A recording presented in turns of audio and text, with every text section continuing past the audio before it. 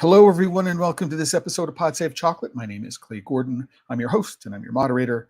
I'm also the creator and the publisher of thechocolateLife.com. So today we're going to be talking about things that you can take with you and you can read while you go to the beach or you're on holiday this summer. And I'm hearkening back to a series of episodes that I used to do back on Clubhouse, which is called Fun Friday or Friday Fun, where we would just take a look every Friday and just see the lighter side of chocolate, because we can get pretty caught up in things when it comes to chocolate. There are a lot of serious issues, but as you know, I'm an advocate for if you're working with chocolate and you're not having fun, you're doing it wrong. And so this is definitely down that alleyway today. Now, I'm going to remind everybody that this episode of Pod Save Chocolate, like every episode, is supported by the members of thechocolateLife.com. Here is the homepage of the Chocolate Life right now. You can go there. Here is the post for today's episode right here. You can click on that and you can find all sorts of other resources. If you're not a member, you can click on this green link up here. It says account, I'm logged in. It'll say join if you're not a member, and you can go there and take care of that. So just wanted to get all that out of the way and to say that no matter where you might be checking in from, where in the world, go into the live chat. Let me know where that is. I'll get that comment up on screen. And if you have any questions about anything I'm talking about today, just please put them in the comments, and I will get it up on screen. I'll get the question asked and answered. And with that, let's dive right into it. So for every single episode of Pod Safe Chocolate, I put together a post. And here is the post for today's episode. And so you can find links and resources. If you want to go watch the archive after the fact, it's here. You already know that if you're here watching it. But what I wanted to do, so I organized the content for today's show into three buckets. There's a bucket of reads, there's a bucket of flicks, and there's a bucket of tunes. And I wanted to, I'm going to go through them in that order. And I do have to say that, this first part of the reading list is about history, it's about cookbooks, it's about inspiration. And for the most part, these are educational more than they are entertainment. And then there's a section of just reference books. So these are books that I own most of them. So I do have experience with them, and I wanted to give you some pointers if you don't already know them. So if there is one book that you should have that looks at the general history of chocolate, it's this one, which is The True History of Chocolate by Sophie and Michael Coe. I was very fortunate to have had an opportunity not only to meet with Michael. When we did the Legends of Chocolate at the Big Chocolate Show back in 2017, we gave Michael a Legends of Chocolate award. He was colleagues of family members at Yale University. And so I really did have an opportunity to spend some time with him. He's just a really, really remarkable guy, not just in the history of chocolate, but in Mayan studies. But if there's one book, right, that you want to get, which is going to provide you with a general introduction, right, then The True History of Chocolate. And notice it says the third edition up here. You want to make sure you get the third edition, because the first edition was published, I want to say in 1996. This one was published almost a decade later, maybe, 2003 at least. And the challenge is that there is some stuff in this book that has been superseded by new information, right? But if you're just looking for just a general introduction, this book is a really good one. Now, what I haven't done, and I should probably do, is there's another book which is related to this, and I'll put it in here afterwards, after the episode is over, which is called 1491. And 1491 is a book by Charles Mann, and it looks at what the Americas were like the year before the arrival of Columbus in 1492. And there are some the first chapter is about the Bolivian Beni, the Itenes province, and cacao and chocolatales and things like that. And it does trace cacao a little bit up into Mesoamerica, up into Mexico, and just give a little bit of the history as well as some much more interesting context. And so 1491 is another book you should consider, but I would go to it after you read this particular book. Again, it's make sure you get the third edition of The True History of Chocolate. Basic introduction to the history of cacao and chocolate, looking at Mayan influences, Mesoamerican influences, right? And then the move from the New World to the Old World. Really interesting book in that respect. Now, and by the way, this is available on Amazon. Here's a link. If you don't own it, you can purchase it. Doesn't affect the price to you. I get, I can work towards a cup of coffee, right? If you purchase the books. Anyway, we appreciate that. This is my book, Discover Chocolate. And it's there because it's my book, and I think it's still an interesting book. Again, it's this was written in 2007, and in 2008, Juan Carlos Montemayor introduced his understanding of a new genetic understanding, where we went from 3 primary varieties to 10 primary varieties. I tried to write as evergreen a book as possible. Stuff happens, and it's no longer accurate technically, and there are some things I would do differently. But this is one of a very few books which focuses on chocolate appreciation and connoisseurship, sort of from the perspective of wine appreciation and connoisseurship. So if you're just starting out and you want to learn how to taste chocolate, how to think about rating and reviewing chocolate, and less about the history of chocolate, and less about my personal story in chocolate, then this is a good introductory book to go along with it. And again, here's an Amazon affiliate link if you don't own a book. This book is out of print, and so there's nothing I received directly other than the Amazon commission on this. I just want to be straightforward about that. And by the way, if you've read any of these books, what you can do is you can go and you can rate them.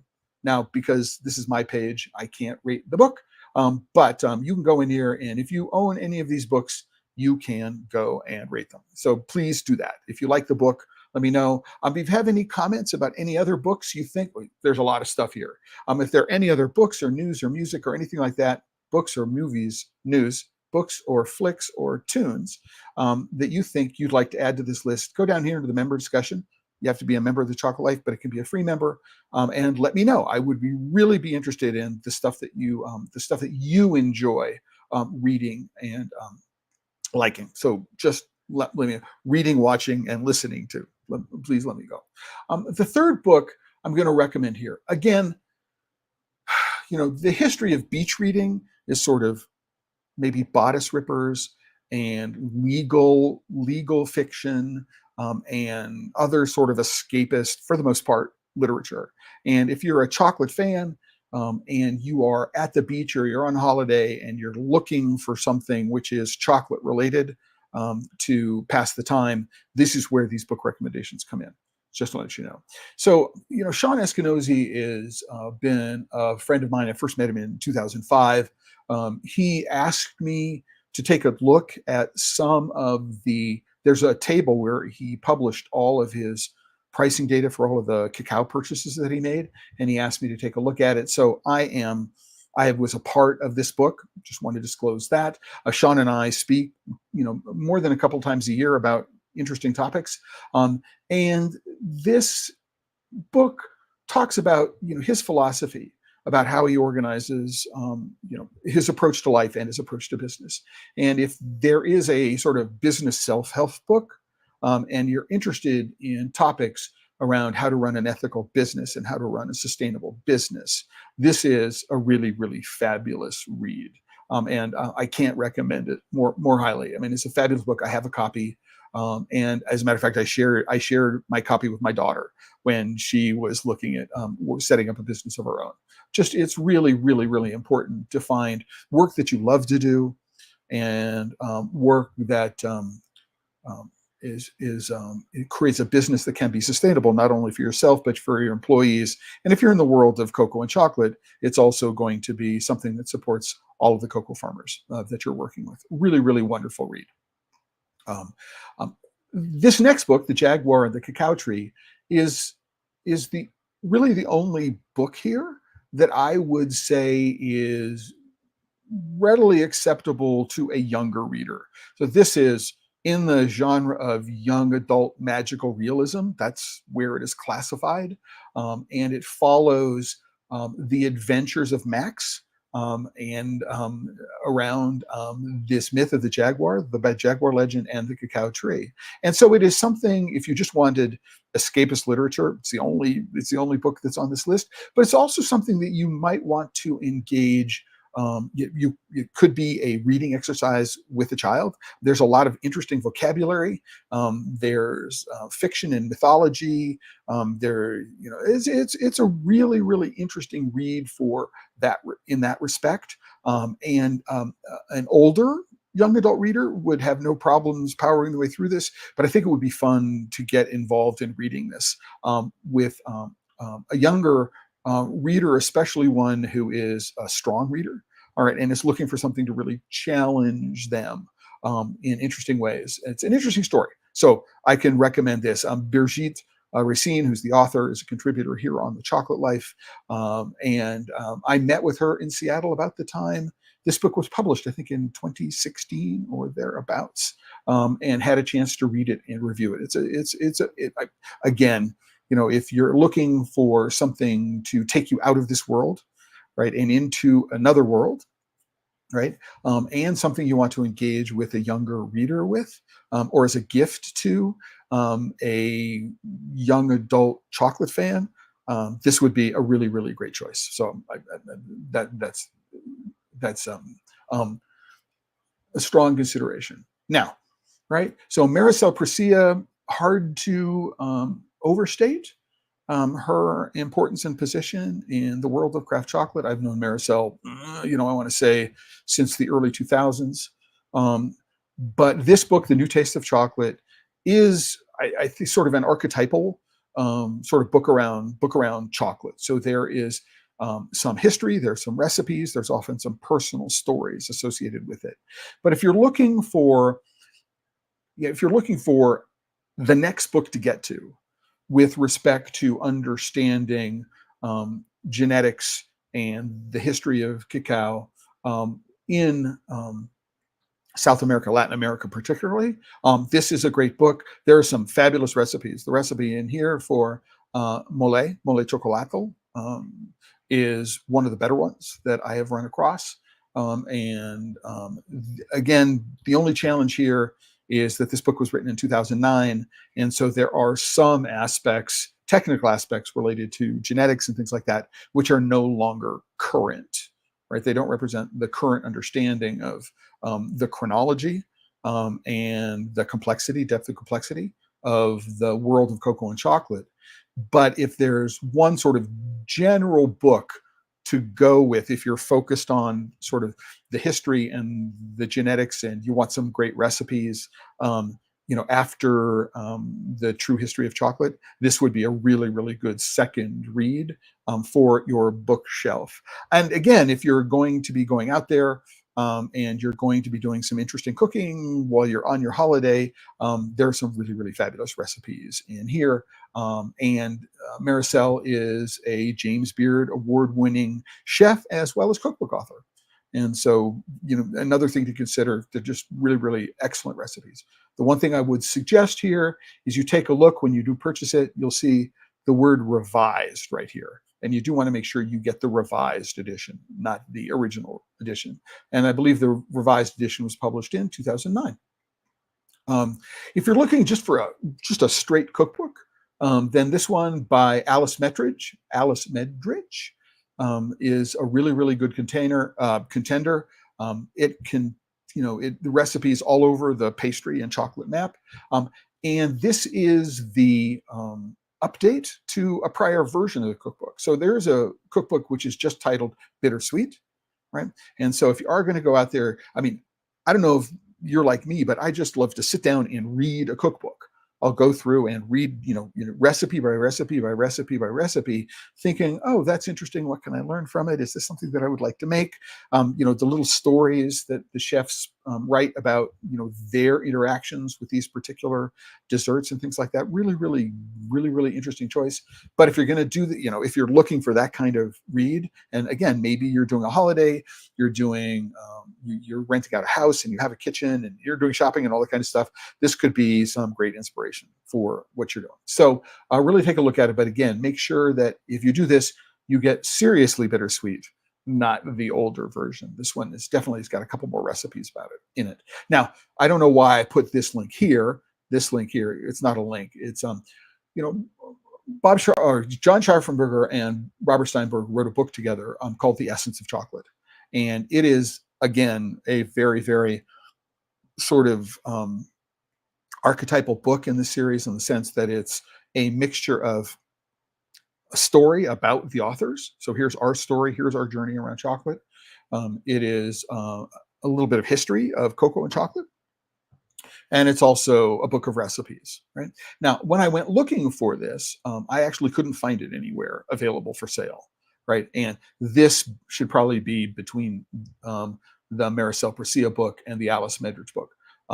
But if you're anywhere, you're in a used bookstore, you're at an estate sale, anything like that, and you run across The Essence of Chocolate, you should try to pick it up. It's one of those things that if you were to find it at a used bookstore online, somebody would probably want a couple $100 for it. So if you can find it someplace, go take a look at it. It's going to round out. This is the important part. What it's going to do is it's going to round out your understanding. So no one book. You can't just read The True History of Chocolate and think you know everything about the history of chocolate, and you can't read The True History of Chocolate and The New Taste of Chocolate and know everything you need to know. The more of these books that you have a chance to read, the more nuanced your understanding of what's going to be, what the true situation is. And I think that's the important. And so I would put The Essence of Chocolate in that category. Right? Is it, if you can find it? I mean, I have a copy.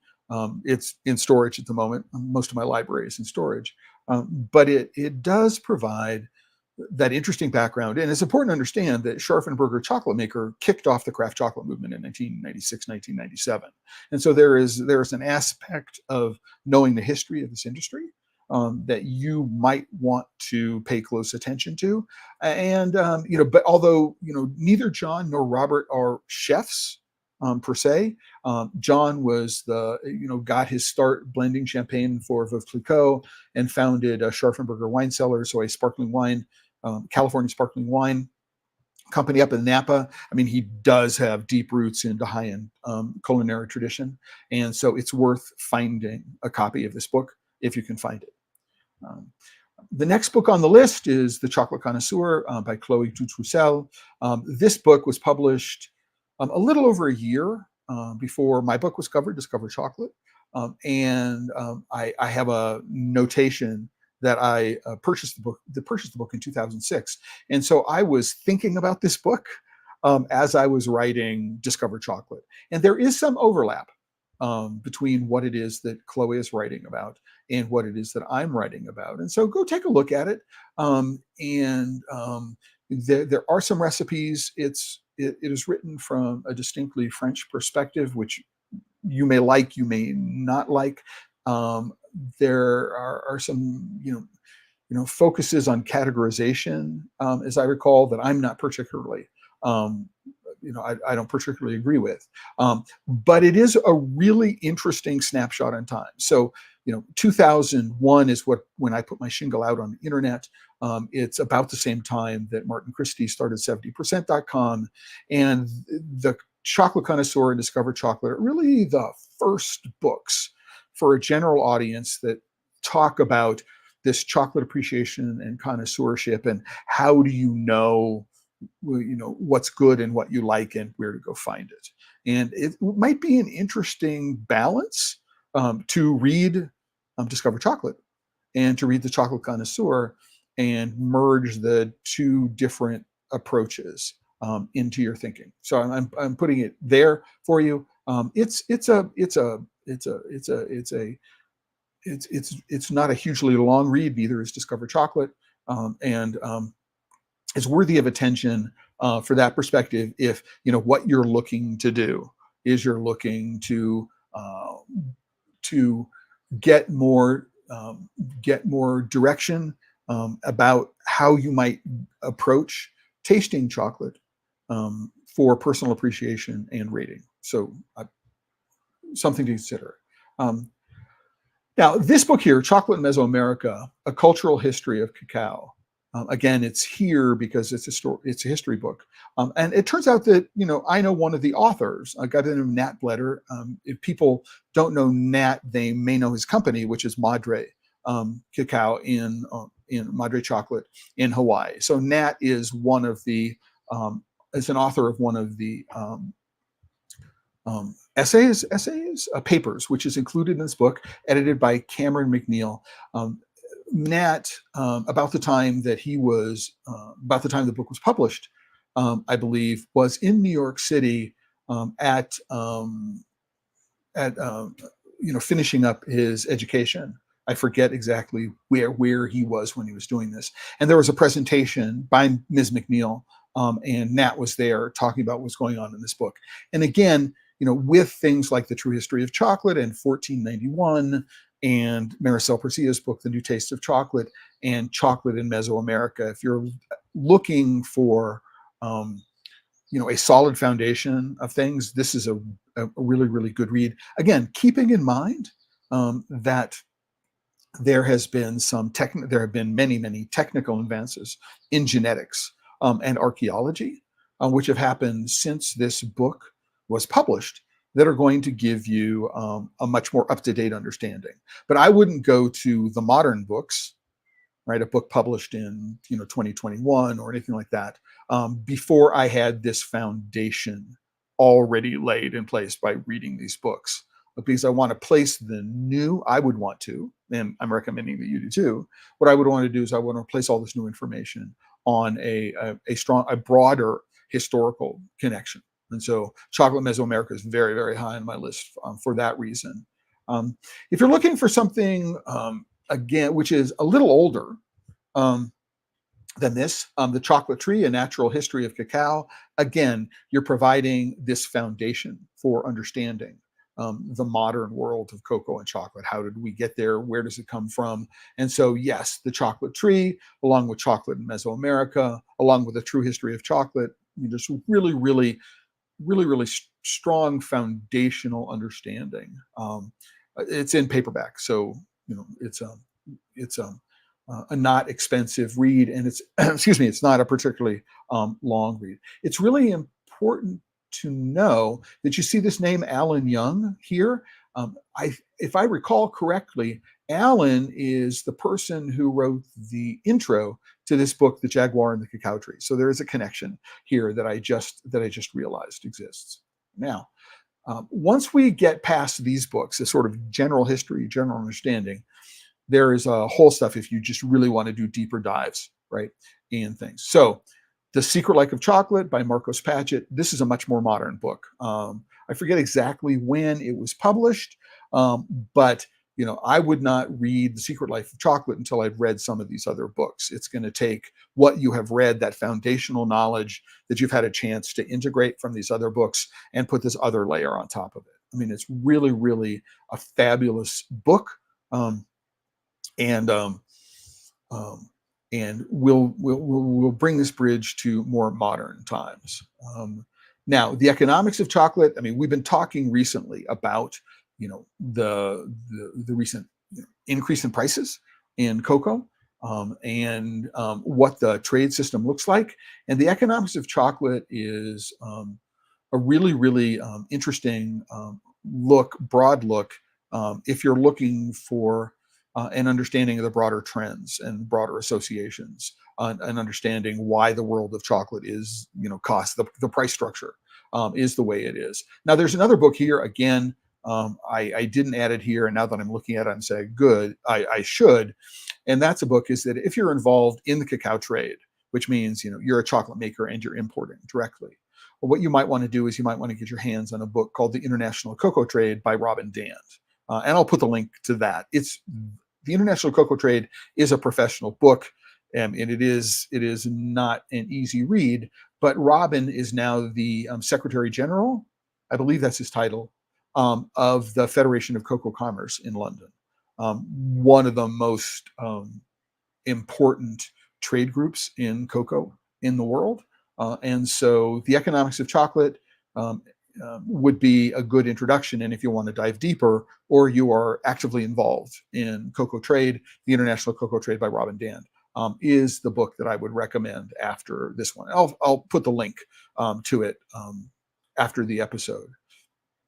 Now, Crafting the Culture and History of French Chocolate is a niche book. Susan Theriault, I believe it's a master's thesis, if not a PhD thesis, went, and for some reason there's no cover art for this. I don't entirely understand why. But this book takes a look at the history of chocolate in France, going back from the original diaspora of Spanish Jews who were kicked out of Spain and during the Inquisition, and brought their knowledge of chocolate making into the south of France, Bayonne, and the spread of chocolate throughout France, and the setting up of sort of dynastic chocolate houses. And it talks about, again, the culture and history of chocolate in France, but it also talks about ideas of succession. So if I've got a business and my children don't want to take over a business, what do I do? This is an interesting book, which is, I read this, of course, before I read Sean Eskinosi's book. But if I wanted to, if I'm thinking about, putting together a business, right, meaningful work, and then Crafting the Culture and History of French Chocolate is one that I would go and take a look at. But if you're just interested in French chocolate, here's one of the things where you'll find, why is French chocolate the way it is today? And in part, the answer is it's a reaction to cheap Belgian milk chocolate, right? And there's a story about that in here. So you can go take a look at it. It's really, really, really, really quite fascinating. And it gives sort of an introduction in that respect to the push and pull of the different cultures between French chocolate and Belgian chocolate and Swiss chocolate and Italian chocolate, and helps put those in context. Really, really fascinating. I use this book. It's provided a lot of nuance and understanding when I go think about chocolate made outside the United States. It's really, really helped me understand that. We're halfway through the episode. I want to say, listen, if you're watching here on YouTube, give it a thumbs up if you like the video, please. Subscribe to the channel. Share, comment, like. All of those things will help feed the algorithm. More people will learn about what it is we're doing here. And go into the live chat. Let me know where in the world you're connecting from. If you've got a comment on any of the books that I've covered so far, if you've got a book that you think should be on this list, I'd appreciate that. You can let me know in the live chat stream or in the comments on this page. Happy to get that out there. All right. Now, this Genetic Diversity of Cacao and Its Utilization by Bartley is, again, I believe it predates, right? I'd have to go look at his publication date. This predates our understanding of Montemayor, right?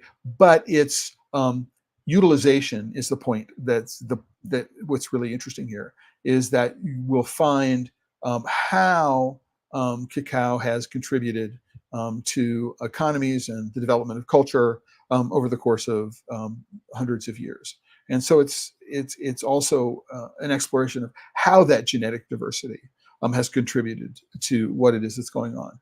So, if you're looking to do a deep dive, right, you're interested in the genetics, this becomes foundational around the work that Montemayor, Dr. Francisco Valdez, and others have, Dr. Claire Lano, have done recently in unearthing, genetics and archaeology around the domestication and use of cacao in Ecuador, what is now modern day Ecuador, going back to 3500 BCE.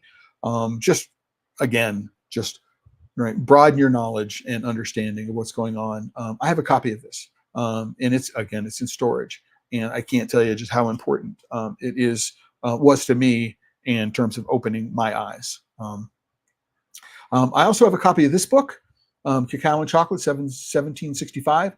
It's a 1940. There's 414. I noticed there's a note here that said I purchased it back in 2007.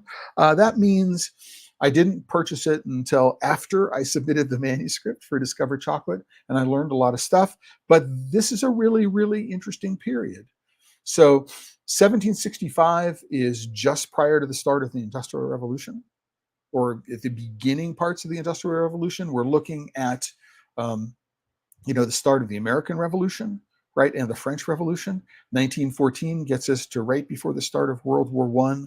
It's a really, that 150 years, right, is so crucial to the development of chocolate as we understand it today. So if you want to do a real deep dive into understanding of modern day chocolate, this is a really, really strong start. And then I would also point you out to episodes of on the chocolate life having to do, what I'm going to do is I'm going to go this way. So if we go to About the Chocolate Life and look at Team TCL, one of the team members is, unfortunately I didn't, I took him off as a contributor. Oh, I know why I did that. So you can go take a look for Michael Lyskonis, The Golden Age of Chocolate, Chocolate History and New York State of Mind, Decline and Rebirth, The Second Revolution. All of these were episodes of Clubhouse, which I turned into audio podcasts. And so we can go into a second revolution, chocolate in New York City, 1800 to 1850. I mean, just a fascinating discussion. And I'm hoping, there's no link to the audio in here. I'm going to go find a link to the audio and add it in here, or add it to all of the podcast episodes that I'm doing. But if you are looking for more information about the history of chocolate, in this particularly in New York and the United States, around the time period of this Cocoa and Chocolate book, these are really, really complimentary books. And this is a fun read. It's a fun read. If you're interested in the topic, it's a fun read. I can tell you that. Cocoa Pioneer Fronts, since 1800s, gets really, really down into the weeds. Again, same writer, right? William Gervais Clarence Smith.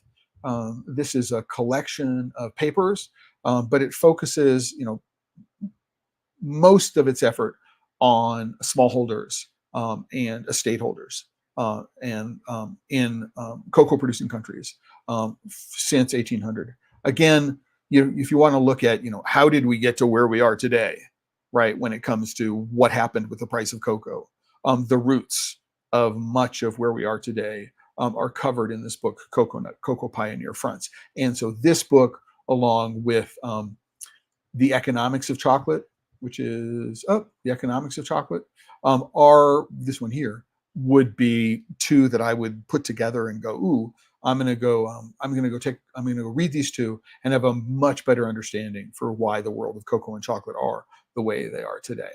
So after that, Chocolate, Women, and Empire, there is a rather large movement, an important movement, Women in Cocoa and Chocolate, or WINC, and this book provides a social and I think a political theorist background, which talks about the role of women in cocoa and chocolate in antiquity. And so if the topic interests you, then this is a great introduction. And again,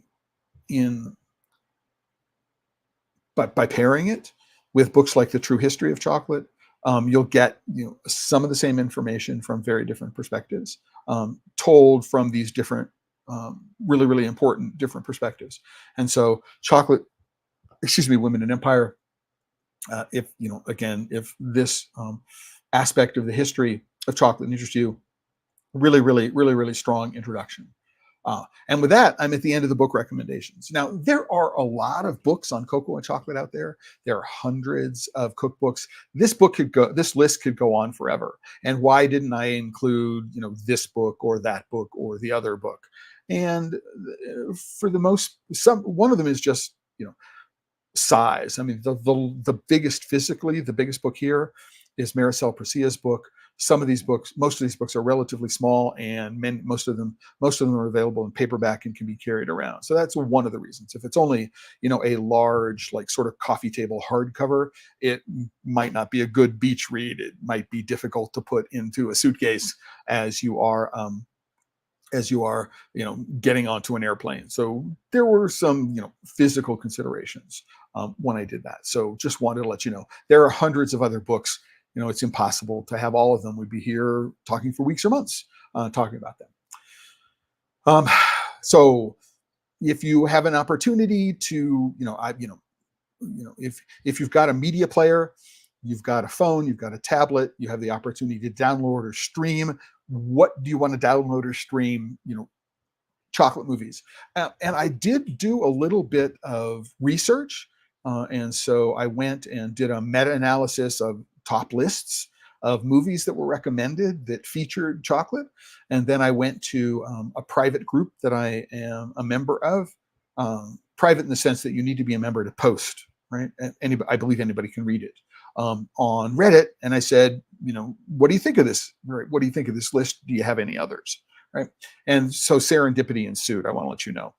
But here are sort of the top reads, the top watches that came out of not only my meta-analysis, but also my reaching out to the wisdom of the crowd. Right. And so let's go. So the first one of which is number one, hands down, everybody's top recommendation was Chocolat. Right. It was my number one pick. It was everybody's top pick. And, if you just go take a look at the cast here, you got it. It's like the movie with the best cast. The movie about chocolate, features chocolate. It's got the best cast. Juliette Binoche, Johnny Depp, Judi Dench, Lena Olin, Alfred Molina, Carrie-Anne Moss, John Wood, Peter Stormare, Leslie Caron. It's an insanely wonderful cast. The acting is great. The portrayal of chocolate in the history is like great. And I have a personal connection to this because when I watched this in the movie theater the first time that I saw it, in the credits they list a chocolate consultant, and I looked at it and said, I want to be a chocolate consultant on a movie.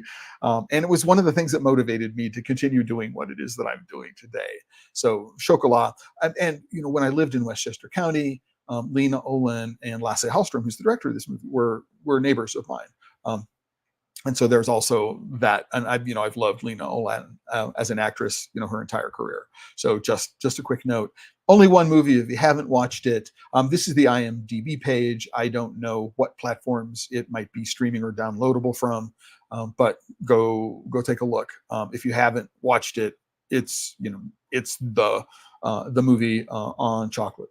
Now, it would be unfair to go to any list about flicks about chocolate without the OG Willy Wonka and Gene Wilder and the crazy representation that's going on here. If you haven't, again, if you're in chocolate and you haven't watched this, I don't know how you've managed to miss it. And then it inspired two follow-ups. They're not directly sequels; they're reinterpretations of a sort. So we have Charlie and the Chocolate Factory, which includes Johnny Depp. So Johnny Depp is in two films on this list. He's in Chocolat, and he's in Charlie and the Chocolate Factory. If you're a friend of Tim Burton, right, you'll like this movie. It's a bonkers interpretation of Wonka, even more so in many respects than the original Willy Wonka is. People, this is a movie that I think you either love or you hate, right? And there's not a whole lot in the middle. So just a quick aside there. If you like Charlie and the Chocolate Factory, but if you're on holiday and unfortunately you get stuck inside when it's raining, obviously you're not out at the beach in the bright sun, where a book is more appropriate. You're inside, you're looking for something to help wind down at the end of the evening. Then this Wonka. And then we have the third Wonka, which is an origin story. featuring Timothy Chalamet. In many respects, it's actually the most fabulous visually, compared to all three, modern um, effects being what they are. It's very, very different. And casting Hugh Grant as an Oompa Loompa is one of the great character choices in live action animation that I have ever seen. Again, I think this is a love it or hate it kind of movie. But and I don't know that we ever needed a Wonka origin story. But if you are interested in that, I can recommend it. And I do it in order. I mean, I would not start off with a origin story. I would first watch the OG, followed by Charlie and the Chocolate Factory, and then the Wonka origin story with Timothy Chalamet. If you're interested in more drama and an international flavor, like Water for Chocolate is the way to go. It's a beautifully shot, beautifully acted story, and I can't recommend it enough. But it is very, very different from any of the four previous movies. So if you're looking for something that's going to draw you in to really, really masterful storytelling, not like Chocolat isn't masterful storytelling, but there are aspects of Chocolat which make it a comedy. But there's nothing like that in like Water for Chocolate. Go do. It's really important, and it's not. It's not an American movie, right? It's not a Hollywood movie. It's definitely an international indie film. So go take a look at that. These other ones sort of are all over the place. These are not ones that I recommended. I haven't watched all of them, right? But were on lists and became highly recommended from other people on those lists. So Romantics Anonymous, right? Nightcap, which is also known as Merci pour le chocolat. This one is featuring Isabelle Huppert. So fabulous actress, just really, really great. I haven't watched either of those films. This one here, Dripping in Chocolate, it's Australian. It's a TV movie. I recognize the actor here. Don't know much about it, but again, it was highly recommended in this meta-analysis that I did of half a dozen different lists produced on movie review sites, as well as chocolate reviewers who are recommending movies. So that's where all these came from. Then there's this one, which is called The Chocolate War, which has got also a great cast. But for me, it has a rather far-fetched plot. It takes place in a religious school, and there's a gang, and some members of this religious school gang are bullying some other student that they don't like, and somehow selling chocolate is involved. So it's very highly reviewed. People really, really love this film. I'm sort of, I watch a lot of science fiction. The willing suspension of disbelief is something that comes easy to me.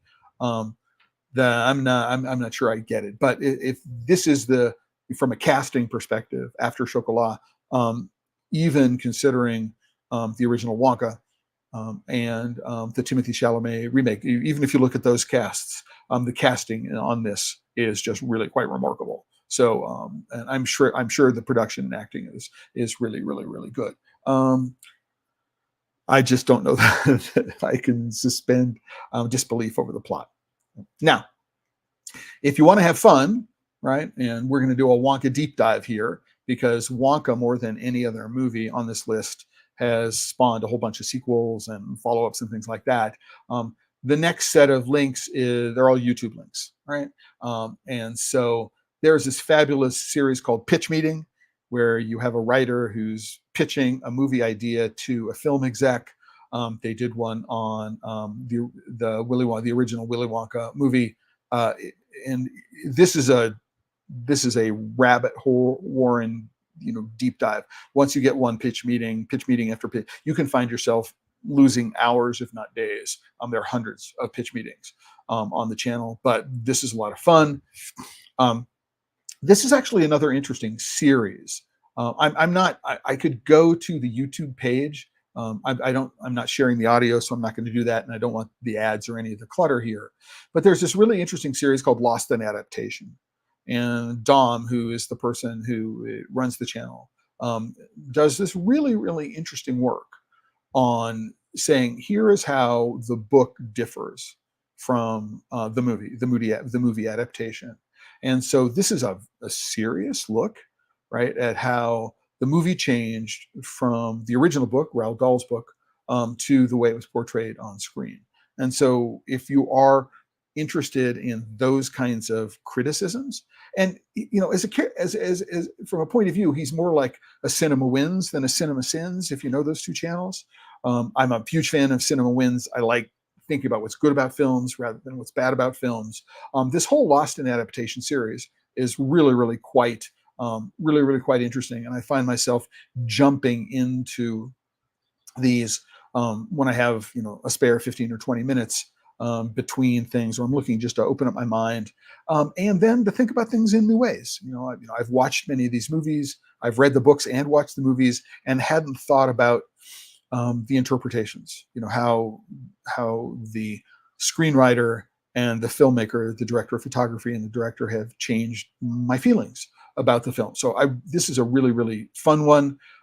There's a guy by the name of Legal Eagle, Devin, I forget his last name, and Stone. And he does this entire series of taking a look at movies and television series and how they break the law. So he's a lawyer. So what we do is we go through Willy Wonka and we just talk about not all the places, but many of the places where that behavior is illegal. Just so it's fun. If you're looking for a completely different take on the film, it's very, very different from the Lost in Adaptation. And again, once you get 4 or 5 of these things done, I mean, once you get this one done, you'll find, the way he covers, for example, My Cousin Vinny, really, really, it's not part of this series of Broke the Law, but the way he covers My Cousin Vinny, I mean, it's a way to start an exploration that will end up consuming quite a bit of time. So Saturday Night Live had to get their hands into it. Kristen Stewart is here, and then of course Adult Swim and Robot Chicken and Adult Swim had to take a look. So these are all related to Willy Wonka, Charlie and the Chocolate Factory. So if you love the movie and you love the story and you're just looking for alternative takes, and these can be streamed on YouTube, at no charge, and it's this is a place to go. The last category of things I want to get to, and hey, this is supposed to be, there's an opportunity to be a little interactive. If you're watching, let me know where in the world you're from. I know that many of you may be listening and not watching, so that makes it a little more difficult because you're not actually able to get at the chat.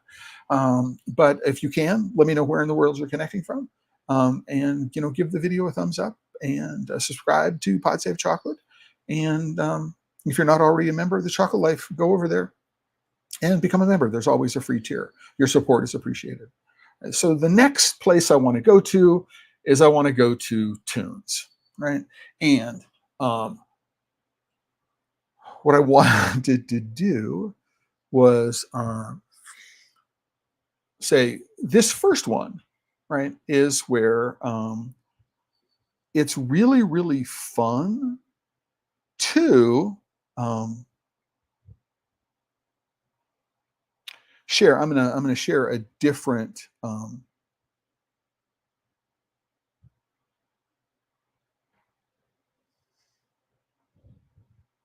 I'm going to share a different screen, so give me a moment. And so what I'm going to go do is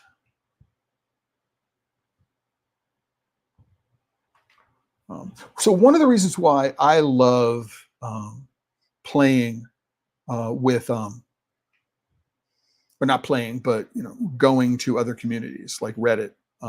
This group's called Harabio. Is that there's an element of serendipity. I'm not a fan, for the most part, of heavy metal. And so it was really, really interesting. I'm going to play a few seconds of it, and I'm hoping the audio will come through.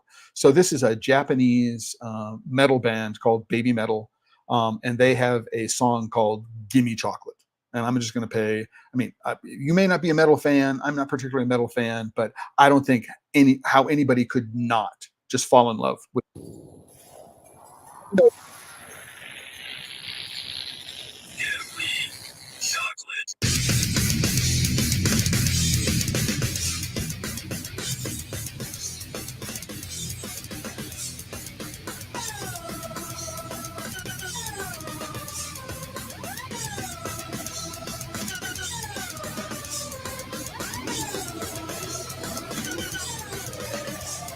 All right. So that's all I'm going to play, right? Because it was 30 seconds. It might be enough to have triggered YouTube's content warnings. I'm not entirely sure.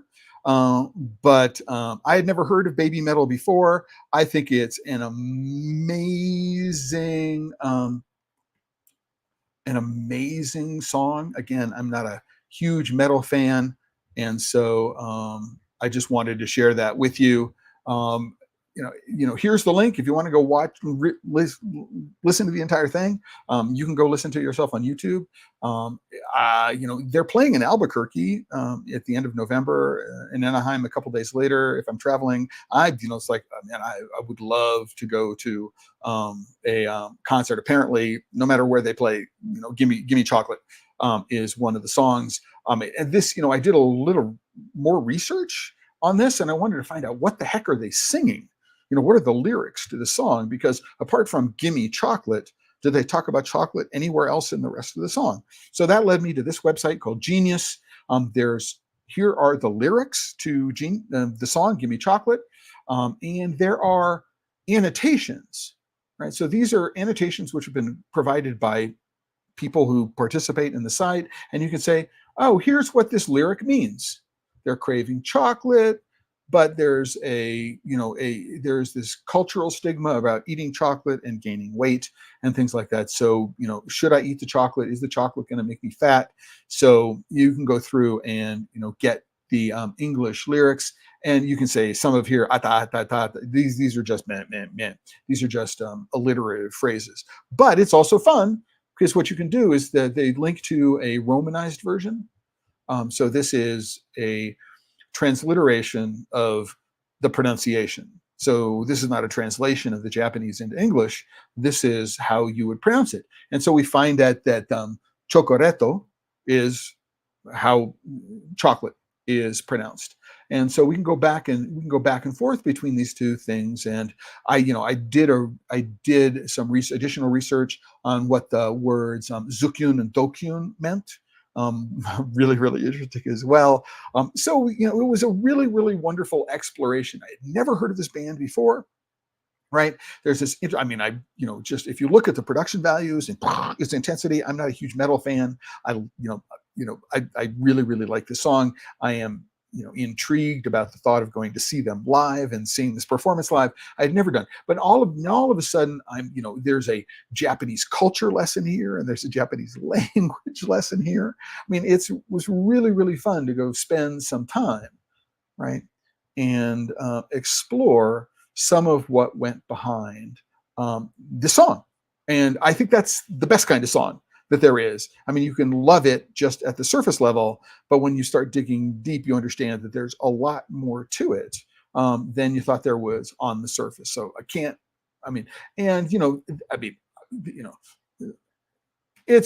just love the band, the image, and the way, and like I say, the production values. And as a matter of fact, here is their 2024 tour schedule.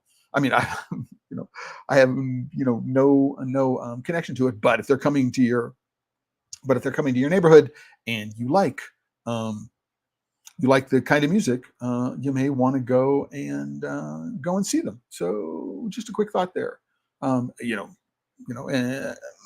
Okay, that's it. Just running through here. Again, I don't have the audio played on here, but this song here, "Chocolate," "Choco Choco," is a lot like the Macarena.